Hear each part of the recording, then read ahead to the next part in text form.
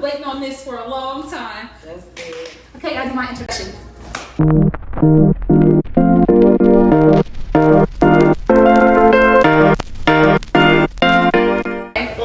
Welcome to the next episode of Fresh Out of the Wilderness with Jamaya.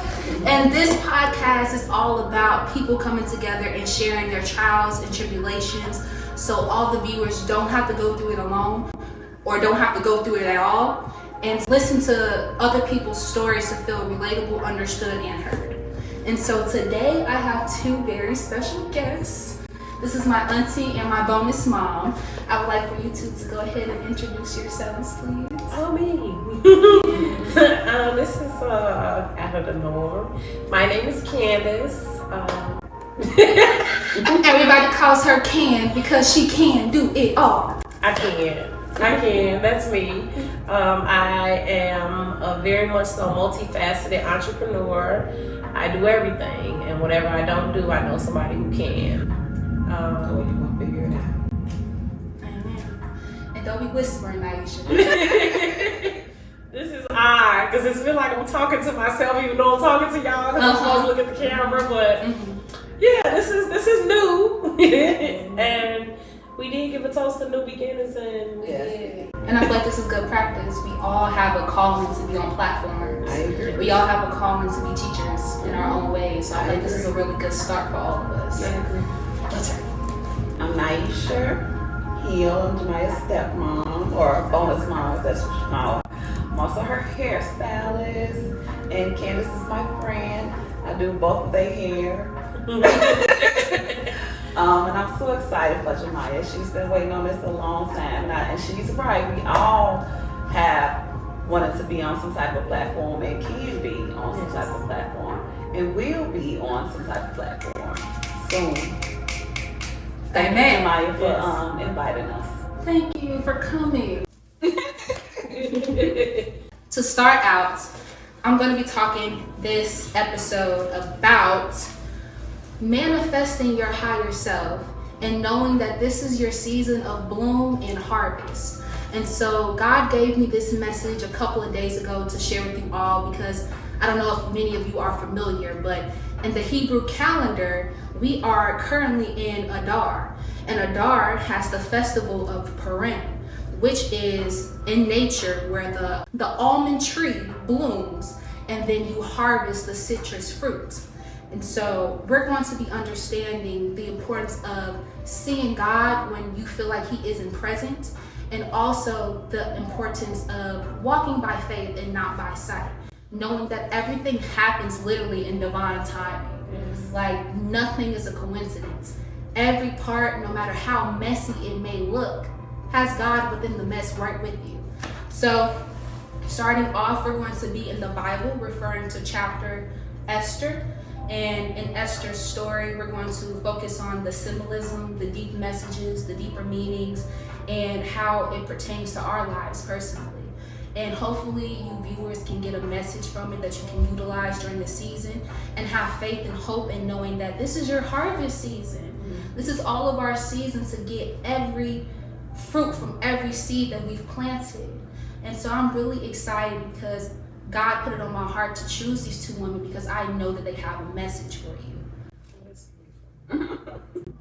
It is one thing that you said that stood out to me because naturally in nature, this is the dead season and nothing grows in the dead season normally. However, that is the time where most in nature goes into habitation. Oh no, it's not habitation. In hibernation. There we are. Go into hibernation mode. Like the bears and things, they stock up, they get storage, and then they go in and eat off the storage and come out of hibernation mode when it is then spring and go into just living their life how they are before going back into the dead season of hibernating again. But I do believe that is still part of the manifestation, because in that moment you are sitting and eating, you are feasting on your harvest that you have redeemed, which is usually during the fall time, which is harvest usually. So I think that's beautiful, everything that you're saying, and it's just coming full circle wholeheartedly. And I love what you said too, specifically the dead season, because the reason why it says almond trees bloom, and I looked it up. Why almond trees? And I've never known that. Almond tree is the only plant to bloom in the dead season. And it's God's way of telling his people through nature, he talks to you in so many ways. Yes. He does not communicate just verbally. He communicates because he's the creator of all things, the entire universe. We were just talking about how you can get a message from songs, new movies. You can get a message taking a walk in a park and a bird fly down in a certain type of way, and the sun come out while you sit in the trees. He's speaking to you in a way that resonates with you in that season. So the almond tree blooms because that's the only tree that can bloom into full beauty during the dead season. Right. And I just love that. I felt like that was so important, that he's precise with every detail, whether we appreciate the details or not. It's precision in his purpose. I agree. Yes. And even with death, death is needed for rebirth. Exactly. So, you know, something has to die for something to be born. So it's just the process of life. So even in the dead season, it's your rebirth season. So yeah. Exactly. Yes. I'm so excited to talk about this story. I feel like we all have our own different interpretations of the Bible, which is why I want you all to please read it for yourself. Do not just go based off of our conversation, based off of what your preachers tell you in church, based off of TikTok. Look for yourself. The Bible has a spirit. It's not just words. Let it speak to you in a way that you need it to speak to you. So, we're going to go ahead and start with Esther's story. And so, Esther actually is not the main person in this story. It's really about her uncle, which is her cousin, who raised her as his own daughter. His name is Mordecai. And Mordecai is the key character in all of this. Each character has their own dynamic. Yes. And I really want to hear y'all perspectives of each character when I tell this story. So it starts out with the Queen Vesta. And mind you, I'm going to butcher these names. I'm not perfect. I'm trying my best. So, I butchered these names throughout the entire podcast episode, so here's your quick character rundown. We have King Xerxes of Persia. We have the first queen, Vashti. Then we have Haman, the hater of the century. And of course, our queen, Esther. And then cousin turned uncle / father figure, the man of the hour, my favorite, Mordecai. Now, let's get back to the podcast episode. So you have Queen Vesta, King Hassar. So you know, back in the day, they had all of these protocols. It was the way a man was supposed to lead his household, and a woman is supposed to be submissive and obedient to the man of the house. So this king called for his queen to come to the banquet so he could show off his little eye candy, and she didn't want to come. It was giving very much so feminist energy in a time where that is not appreciated or tolerated. So he called for her multiple times, and she declined to be shown off. So this man went to his advisors, which was very common during that time, where they had a group of trusted people to give them advice or direction, but this man used their words as a final say-so, and that was not common for a king. Most times kings are prideful and still put their opinions first. This king was very influential, and they told this king basically, if they see her telling you what to do and what she is and not going to do, you're a reflection of this entire kingdom. All the women are going to start doing that, and we cannot have that power play. So he's like, okay, what should I do? Mind you, he still loves this woman. They're like, she got to go, and you need to declare that you're looking for a new queen. It's only right to find a queen who plays her role, basically. So he listened. He regretted it, but he listened. And mind you, like I said, everything has divine timing. This left a window of opportunity for Esther to be brought into the kingdom. So Esther's story starts out with her being an orphan, and she goes to live with her cousin Mordecai. And Mordecai raises her to be a Jew and to believe in the Holy Spirit and the one God. And he teaches her how to be submissive, humble, and wise, and understanding that there's so much power that she can possess, not just beauty in physical form, but beauty in her spirit. A beautiful spirit is able to listen, humble herself, be taught, and to step up when needed. And she carried that within herself. That was her identity. And so as they brought all these different versions to the king and was like, get your pick, she was the only one to be submissive, give her opinion, and then step back. And I really want to talk about how it says in the Bible that she manifested a spirit of humility. And a lot of people who aren't Bible thumpers, who believe in manifestation, the universe, or just their own higher self, if you want to look at it in that sense, she conjured up the spirit of that identity, her inner power, her inner strength, and that's what she carried into the kingdom. She was that taught by her cousin. Her cousin taught her those principles, and she carried that into queendomship. Okay. The purpose of me saying that is we really have to prioritize walking how we are before we even put in position, because she was already that before she was made a queen, and after she was queen, she stayed with that belief.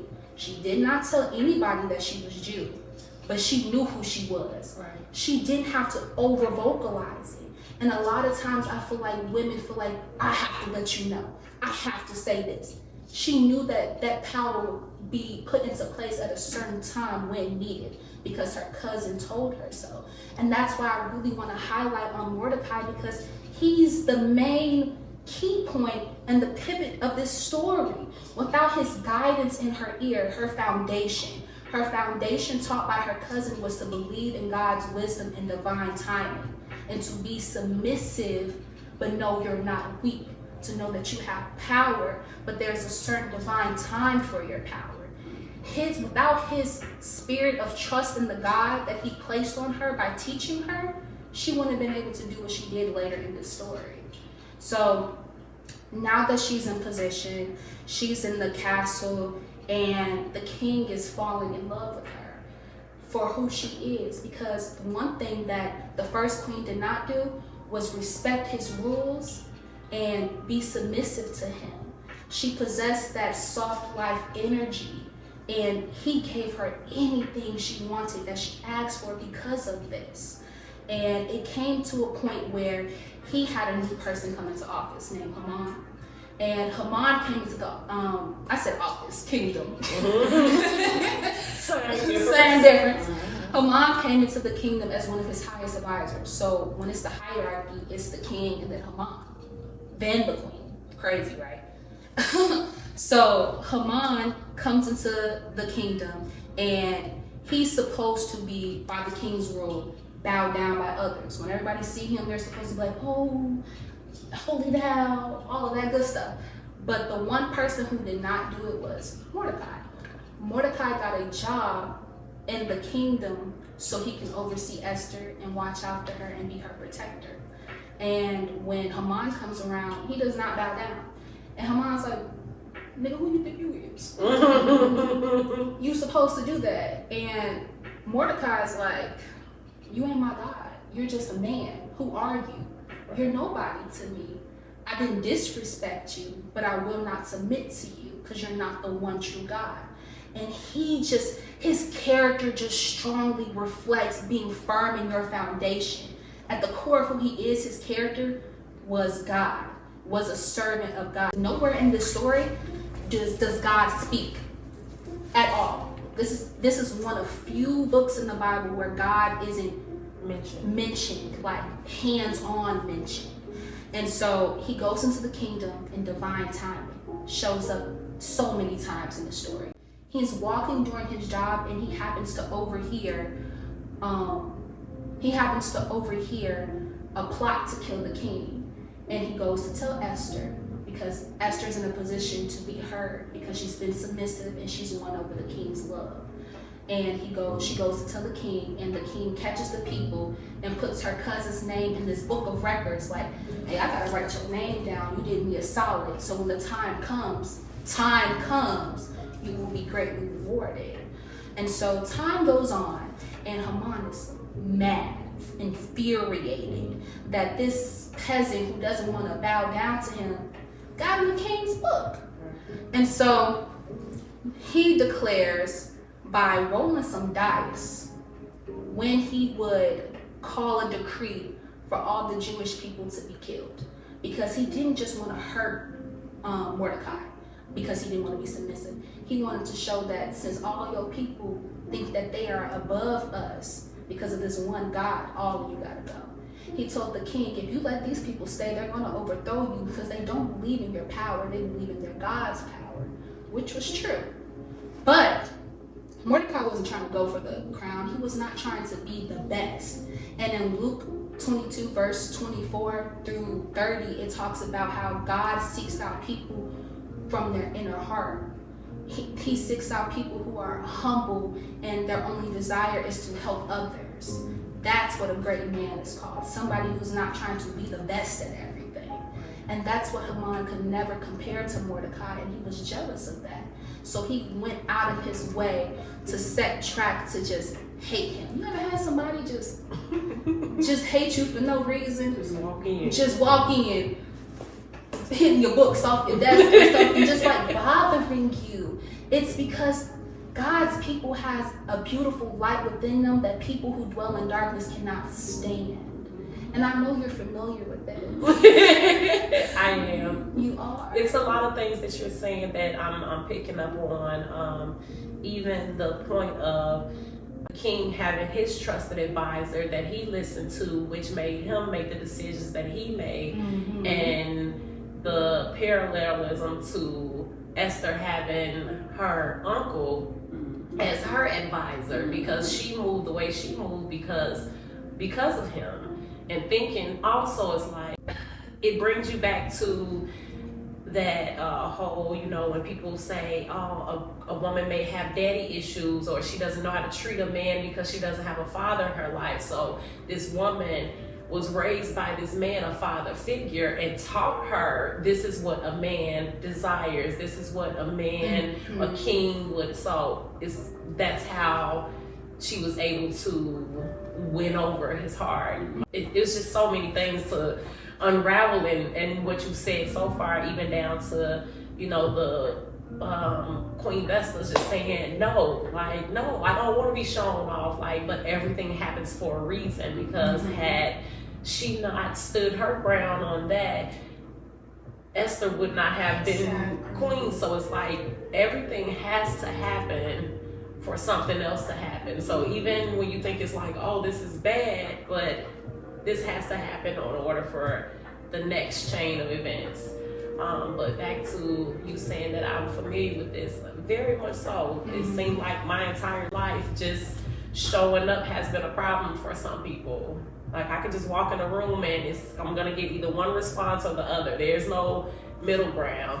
It's either gonna be people who are complete strangers that's like, hi, I love you, like you just have this, or you're gonna get the people that's like, who does she think she is? And it's like, me. What did Kanye say? A God. A God. Because if I am made in God's image, why wouldn't I be considered a god or goddess? You said what? Who said? Kanye. Oh, Kanye. Yeah. I thought you said No, Kanye said that. He was like, would you rather I say I'm a nigga? Like, if I say that, then no one will blink an eye. If I just, demean myself or speak on myself in a way that is of normalcy, but when I speak up about myself, then it's a problem. But I was created in God's image. My God created me, so why would I speak negative about myself? That's blasphemy. Yes. He calls himself I am that I am. So if you start with I am and then you follow with something negative, you're talking down on God's creation and you're talking down on your higher power. Yes. So why would you talk bad about yourself? That's them conditioning us to not step into our power, to question our power, to make us go through the wilderness and bump our head and figure it out and then have to dig our way back up into our true identities that we've always had within us. And that's why I really wanted to make this podcast, because I really want people to know that I've been there. I've been there where I've questioned who I am, where I allowed my people who I thought were my friends, certain relatives, influence me, hold me back, talk down on me, and it took all of those negative spells that were put on top of me that I had to dig my way back out and find my way with God. Right. And that can be draining, so draining, trying to combat between things that are taught to you and what you know to be right. But then it brings us back to the everything happens for a reason. Because I've asked myself that, me being the only child, oldest grandchild on both sides of the family, I felt like, oh, I should have just been spoiled crazy, like just treat me as the princess of the earth. Like, why wouldn't I want to feel that way? But I did not get that. You know, I was mistreated by multiple family members in several different ways. And it wasn't until I was well into my 30s that I literally was sitting down on the stairs, full out crying, like, God, why am I being treated this way? Even up into my adulthood, I'm still having family members lie on me, mistreat me. Like, why? And no exaggeration, the light just beamed through my front door, and I just started laughing. Like, it just kissed my tears, and the message was like a download. I didn't hear God's voice in that moment. It was just a download inside my thoughts that said, and I said it out loud. It was like, oh, I had to go through those things, because had I not went through those things, I would have been spoiled literally. I would have been rotten. I would have been no good to no one else. And because I went through all the things that I went through, I am now moving in love, because I treat people how I want to be treated. I treat people how I never want someone else to feel. The things that I wanted someone to just say to me or do to me, I'm a hugger, a lover. I'm just go around telling people great things, and that was my story that needed to be. You had to experience the lack so you can empathize and provide it for others. Absolutely. And that's powerful. Yes. And that's what you mean by everything happens for a reason. Yes. Yes. And speaking of everything happens for a reason, I really want you, Naisha, to talk about, because you've explained this to me. I'm not going to say what it is, because I want to see if you word it exactly how you worded it to me. Candace mentioned about how daddy issues and how Esther didn't have her father, but Mordecai came and was that father figure and gave her that fatherly guidance. I didn't have my father around the beginning of my childhood, and I wanted to see your opinion on finding that father figure energy from somebody else who isn't technically the biological father. I don't have an opinion on it. I can just tell you just how my stepfather was, but I don't have an opinion. I think it's a great thing to have a person that step up, especially someone that loves you.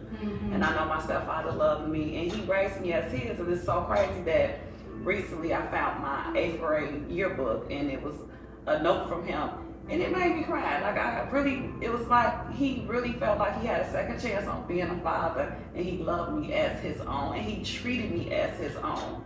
No matter what he went through with my mama, I was still his daughter. Even up until my adult years, even after they broke up, I was still his daughter.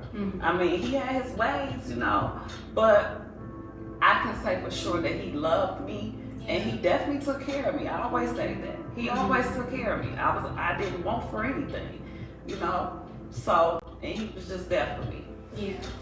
What I was referring to was when I was really focused in a hurt period of my life about how didn't show up, you reminded me that God gave me to show me the way that they couldn't. Like, I love both of my daddies, and they both show up in their own way, but isn't as emotional, and you got that from your and I stepfather. got that from my stepfather. He is emotional. He just don't like to show his emotion. Yes, and that's something he needs to work on. But I used to take it personal, but now I don't, because thanks to Tamika Hill, I'm learning to not look at people as their listed expectations on their title, and to look at them as who they are. He isn't such a verbally emotional person, but he shows his emotions through his actions. When he knows that you're hurting, he shows up for you by being very gift-giving or attentive. Are you okay? He puts a blanket on. It's been so many times I've cried in my sleep because my daddy think I'm actually asleep, but I feel him covering me up with a blanket, turning the lights off, fixing my pillow behind my head. That's his love language. And I'm grateful that God wakes me up in those moments to see those glimpses of my dad. Like this past Valentine's Day, even though it was a couple of days after, he still made sure to give me and my sister some flowers, and I love that. It's things like that's how I can see his emotions through his actions. And then there's he's very communicative, and that's who God created him to be. He does not hold his words back, and that's his love language.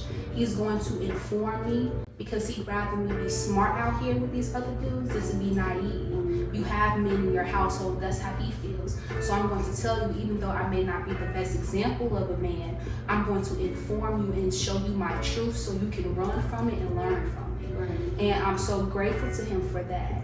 And Aisha showed me that, because at first I used to take it very personal. Well, I can't talk to my daddy about this stuff. Why I can't do this? But you did have a father, and you do have a father who you can call up right now and tell him about your boy problems and get advice from him. It just wasn't from the direct link. So instead of focusing on who it's not coming from, focus on where you are getting it from and pour that love in those areas. And that was a really big message that I learned from you, so thank you. I believe that's with everything as well. You know, they talk about this 80-20 rule as far as like when you're in a relationship, that when you get your person that's actually your person, you're still only gonna get 80% of everything that you want from that person. So that 20%, it's like, where does it come from? And then that's when you get that from friends and family and things of that way, or just being out in the world, because again, some people may not be as communicative, aren't able to vocalize their, or don't even know how. Yeah, and so, and it's just not in their makeup of who they are. And for all we know, it's maybe something that they're battling that they wish they could do or want to be. But that's not their strong suit, and they're meant to be the way they are for a reason. So then again, you were able to now get this from elsewhere, because as you said, you know, it was absent for a certain part, and even if he would have been there, you probably would have still felt like he wasn't there, because you wouldn't have had that. Exactly. So then having someone there that was there in that way, and now when he was able to show up, he showed up in the way that you needed him to show up. So I agree with that as well. Like as I told you earlier, as far as even dating, like I don't use dating now as to see, oh, this person was wrong, this person was wrong, this is where they went wrong. No. Now when I look at every experience I've ever had with dating, I see it as, okay, this is something this person possessed that I absolutely appreciated, and I would love to have that in a partner.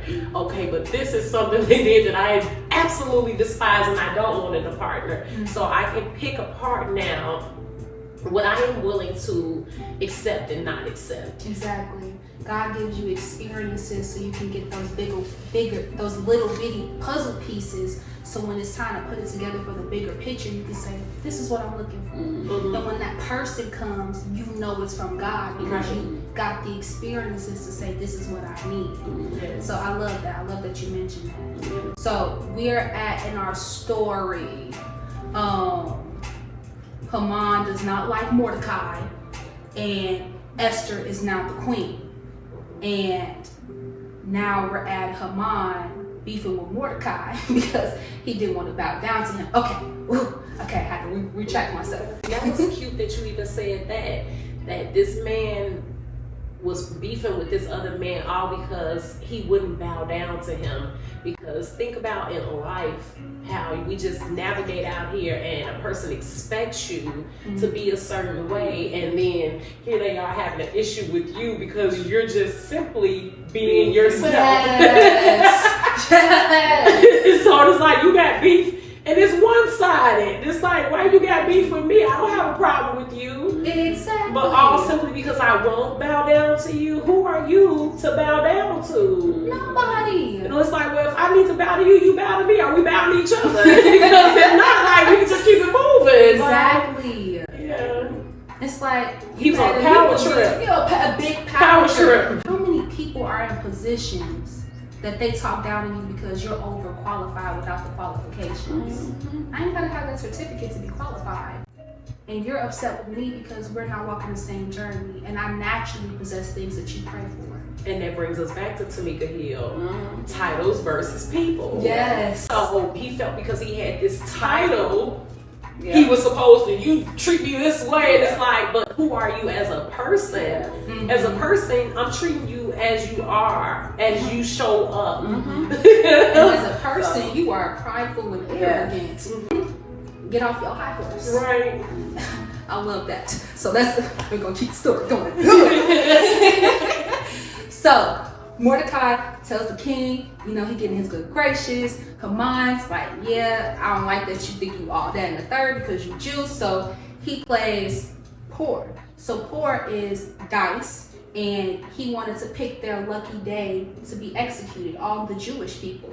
So it's so funny how God allows your enemies to overjoy in making your life miserable for your glory in the future.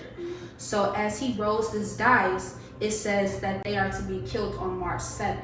It's April at this time, so that means they have a whole year, which gives God enough time to allow Esther and Mordecai to formulate a plan to save his people. And mind you, all of this occurred during King Haxfran. Let me tell you one thing, the irony that he rolled the die, because dice in singular form is die. And the fact that he rolled a die to determine when they would die. That is crazy. That is crazy. I didn't even think of that. That is crazy. Oh my goodness. And you know what else? It happened during his 12th year of being king. And what does the number 12 mean? I can't think right now. But 12 is a completion. Okay. Is a because number. with the 12 supposed disciples, disciples, right? Mm-hmm. So 12 is a full circle completion. It's funny how they use those numbers in different ways now, because now to determine your judgment, if you are in a court, there are 12 jurors. It's just the crazy that the number selection that they chose to utilize in that moment. It's just because it still brings us back to that, because that is judgment. We're going to bring these people to judgment, and he's trying to play God, but little did he know he set in stone God's plan for his people, the completion. You set in stone during the dead season. You bloomed God's plan when it looked scary for the Jews. That's why he says, walk by faith and not by sight. Because during this season, it's flyers posted everywhere saying we're all supposed to be killed. But the people like Mordecai, which is why this story is very pivotal to him, told his friends, I'm not worried, because this is the time for us to be set free. And it's going to happen one way or another. And also talking about numbers, I said God speaks to us in so many different ways, not just nature, not through people, also through numbers. divine authority as well. Ooh. Completion, perfection, and divine authority. Yes. And then March 7, 3. The Father, the Son, the Holy Spirit, God is present. 7, the holy numbers of the heavens. So 3 and 7, y'all are supposed to be killing us on a very divine date. Think again. Let's go keep the story going. And then when you simplify it, you get 1. Oh. Let's bring us back to 1. And the Jewish people are the 1, not the 2. God's people are the 1, not the 2. Okay.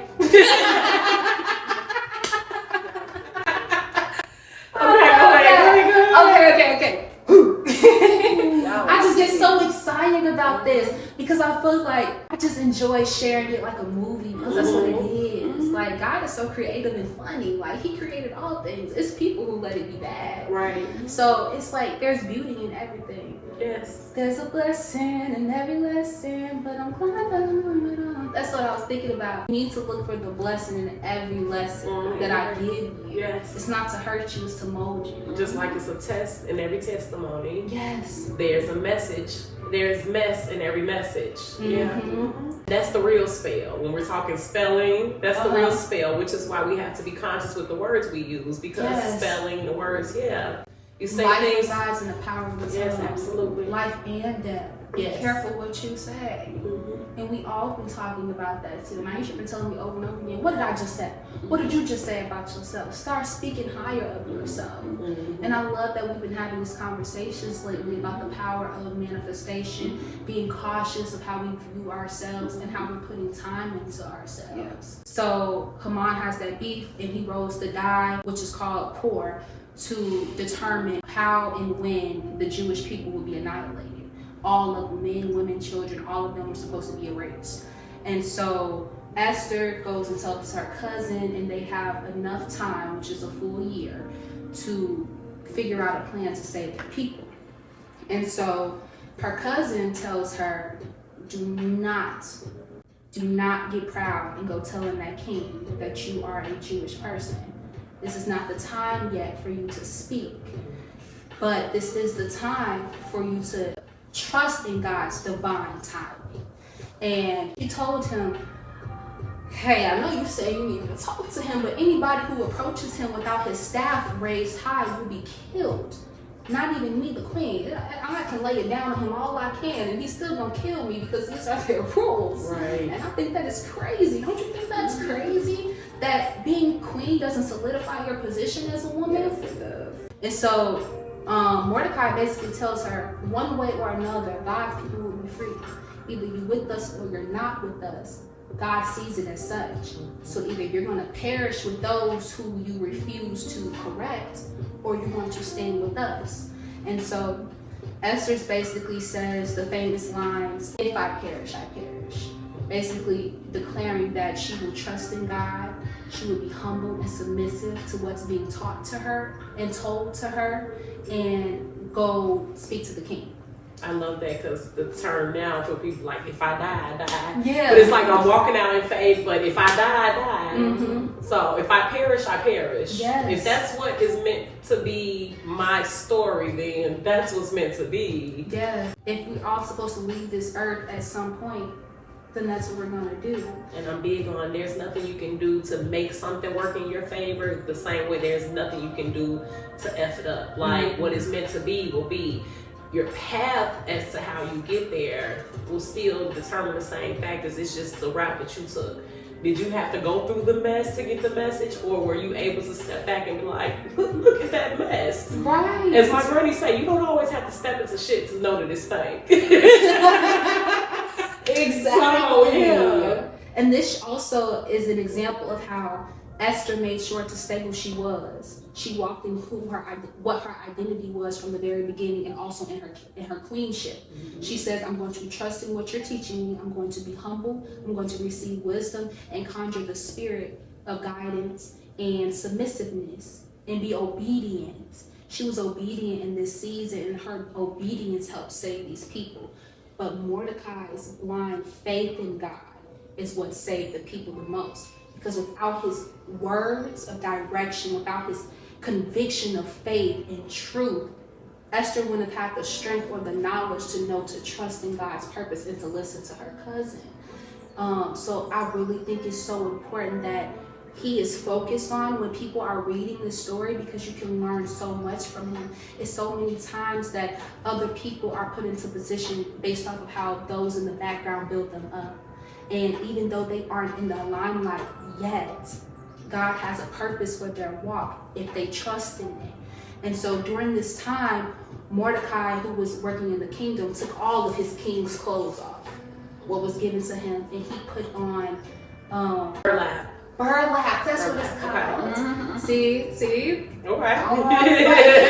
It's okay. But can you look it up for me? I sure am. Thank you. And he put ash on his forehead to reflect mourning. And so you're not allowed to be in mourning in the king's at the king's gates. And he said, once again, I don't care what y'all saying. I'm trying to show up as who I am, and who I am is in my natural form, no addition to it. This is who I am wholeheartedly, and take me as such. And you might be declaring that you're going to kill my people, but I refuse to believe so. And so his conviction to stand firm on that his people will be set free is what really set this story into motion, because it angered Haman. You ever see somebody who's out to get you get so mad when you don't let it get to you, and then they come at you even harder? Mm-hmm. It's like, I didn't entertain you the first time, so why are you still coming at me again? Right. That can be so frustrating and draining, but he didn't allow that to put him into anger. Mm-hmm. He stayed contained and knew that it was part of the process. Chef's kiss. To retaliate in a different way is beautiful, and I've experienced this as well. I've seen people throw shots and do little things, and it's like, I'm not going to let you bait me into me stepping down off of my pedestal, because I do realize that I'm royalty, and royalty don't come down to address a peasant. No, they send their people. Go handle that. I felt about baby mama. Right. It's I like, had nothing to say to this peasant. because it's like, you're not gonna bait me. You're not gonna give into that. Exactly. Again. One out again.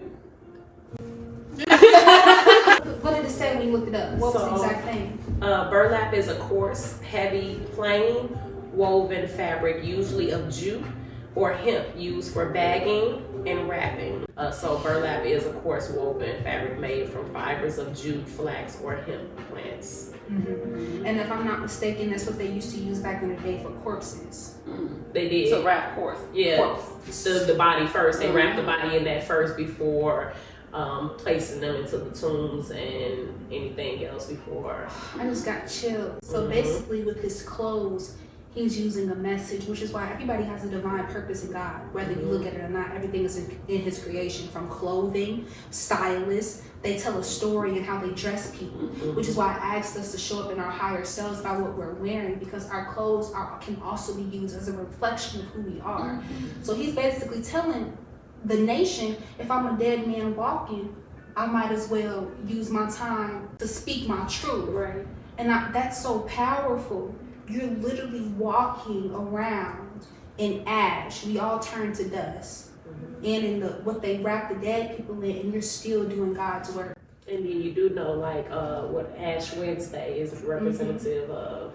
That's when you are sacrificing, you give up. So what people don't know when they go to Mardi Gras, Fat Tuesday, people thinking it's just all big party. And it is, but it's a party before saying, I'm giving up something. So we're going to kick it today.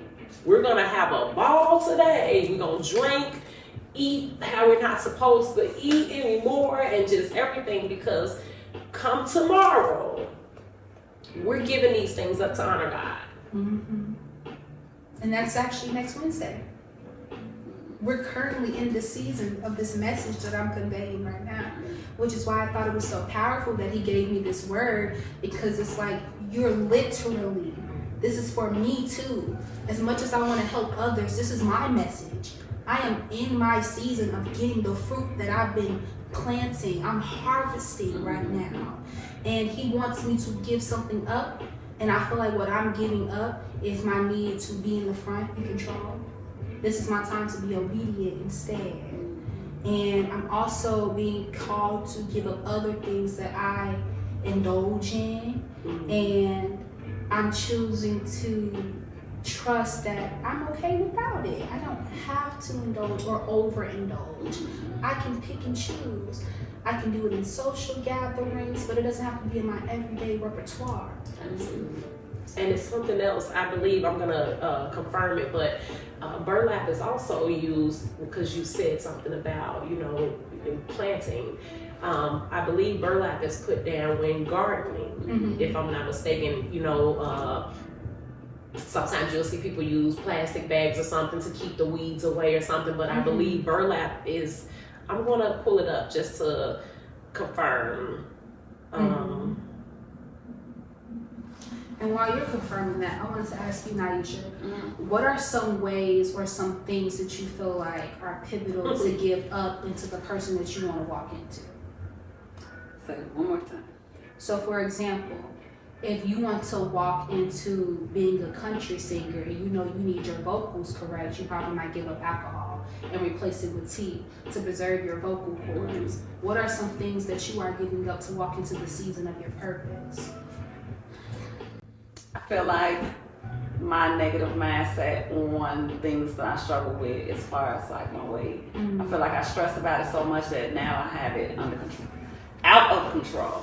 And when you stress so much, your cortisol levels are high, and then you stress out even more, and then you can't control nothing. No matter what you do, no matter how you try it, it goes out of control.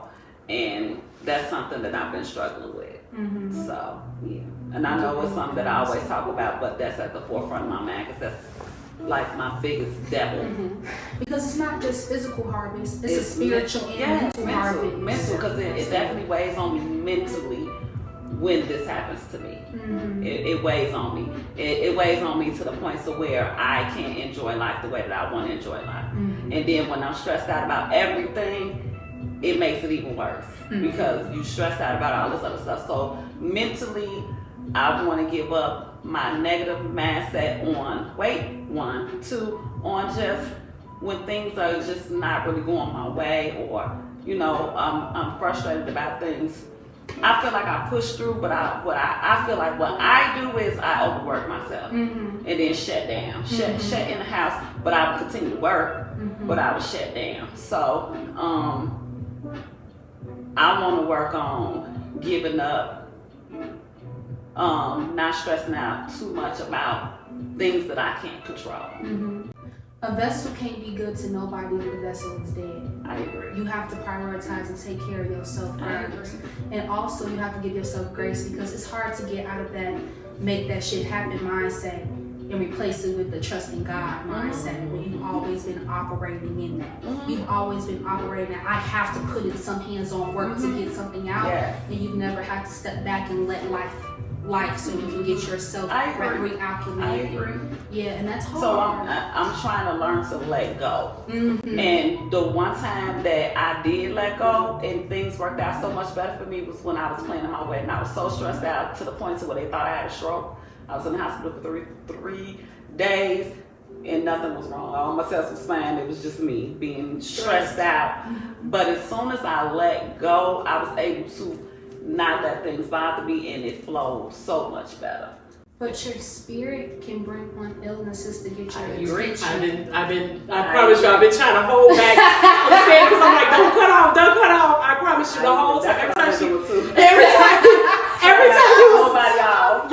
Every time you say something about the negative mindset, the negative, I'm like, all I was like, you're festering it. It's like, don't say that. I'm like, let her get it out. But all I keep hearing is every time you say like the negative mind state or something, because it's like, okay, if I'm being negative about my weight loss, or I'm focusing on this, then what's gonna end up happening is you gain weight. The opposite, right? Exactly. Or it's like I'm worried about my health, so I need to do this, need to do that, and then it's like now I'm sick, right? Because it's like you are literally your thoughts controls the body, and I 1,000% agree. So that's what I'm trying to work on, letting go on to be my higher self. And so let's talk about how this comes full circle, because remember what I said about the burlap, I believe, being used in gardening.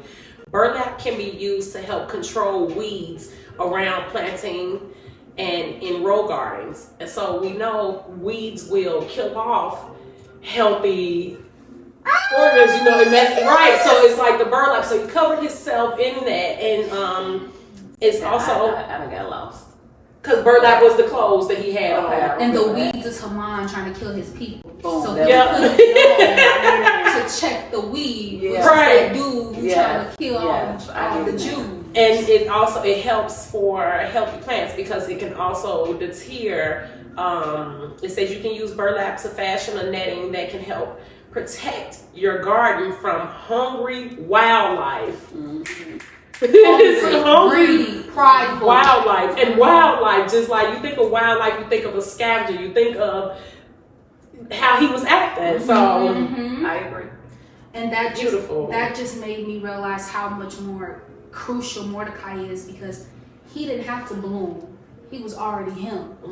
His ability, his power, what he possessed, was able to control the weeds without him having to go and beyond or be educated and pushed into position like Esther had to be. He was already that. And that's why Haman could not stand him. Right. Because how are you naturally that nigga? Right. That's the only way that you just walking around here like walking around. And I had to try so hard. I had to apply. I had to work out. I had to beg. I had to do a little something strange for a piece of change. And you just showed up. Just showed up being you. And threatened my players. People don't act like that unless they feel threatened. I've experienced that, and it was so unfortunate of somebody I was rooting for, like wholeheartedly rooting for, went out of my way to do kind gestures for this person, and then I felt them being intimidated by my presence.